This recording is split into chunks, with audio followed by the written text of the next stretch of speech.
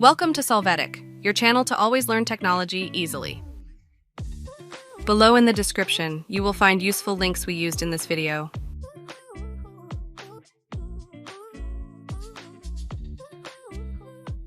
Today in Solvetic, we will see how to put full screen on TikTok PC. We start by opening TikTok in our browser. After that, we are going to open the video that we want to see in full screen. Next, we're going to press the F5 key to restart the page.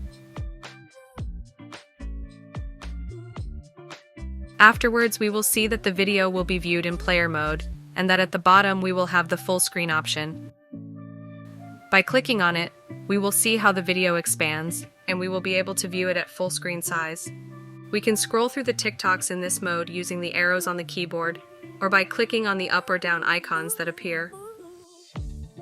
Hey, remember to subscribe Solvetic channel.